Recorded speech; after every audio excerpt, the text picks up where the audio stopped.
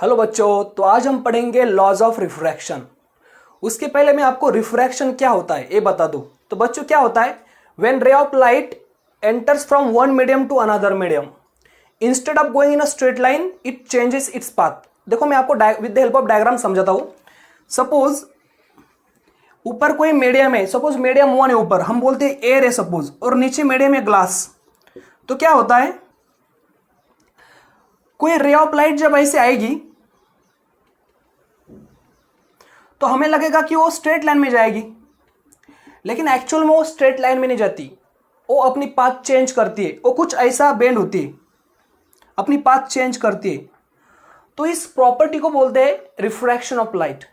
ठीक है, मतलब you can write down, when ray of light travels from one medium to another medium, instead of going in a straight line it changes its path, and that property or that phenomenon is called refraction of light। ठीक है, class 9 में आपने reflection of light पढ़ा है।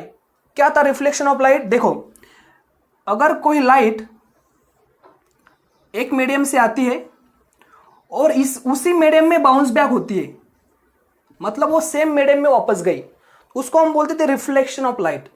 लेकिन अभी class 10 में आपको पढ़ना है refraction of light. Okay, so this is refraction of light. वो क्या होता है, when light enters from one medium to another medium, instead of going in a straight line it changes its path, and that phenomenon is called refraction of light. आपको पता है this is a incident ray, incident ray, this is a refracted ray, refracted ray, और ये जो होता है इसको क्या बोलते, बोलो, can you recall? You can give your answer in comment. This is called normal.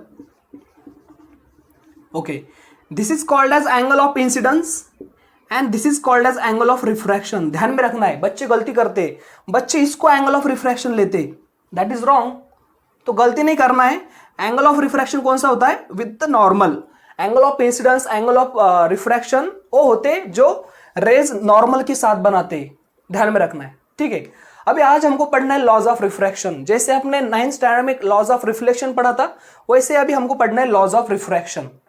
तो चलिए देखते हैं फर्स्ट लॉ ऑफ रिफ्रैक्शन। तो बच्चों क्या होता है फर्स्ट लॉ ऑफ रिफ्रैक्शन? देखो, it states incident ray, refracted ray and normal lies in same plane. क्या है? Lies in same plane. इसका मतलब क्या? देखो, सबसे पहले आपको समझना चाहिए प्लेन क्या होता है। तो प्लेन एक फ्लैट सरफेस होता है।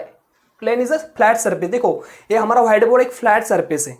तो देखो आप यहां पे देख सकते हो, ये इंसिडेंट रे भी इसी प्लेन पे, इसी बोर्ड पे मैंने निकाला है, नॉर्मल भी मैंने इसी प्लेन पे निकाला है, इसी बोर्ड पे निकाला है, और जो रिफ्रैक्टेड रे है that also lies in the board.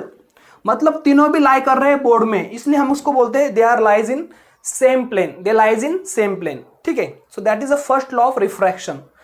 आप कब बोलते हैं they do not lies in same plane? देखो, अगर इंसिडेंट रे ऐसा आता, रिफ्रैक्टेड रे ऐसा बाहर आता, आपकी तरफ आता, instead of going in same plane, अगर वो ऐसा बाहर आता तो आप बोलते कि they do not line in same plane. लेकिन आप यहां पे देख रहे हो सभी इस व्हाइट बोर्ड में, इसलिए आप बोल सकते हो दे लाइज इन सेम प्लेन।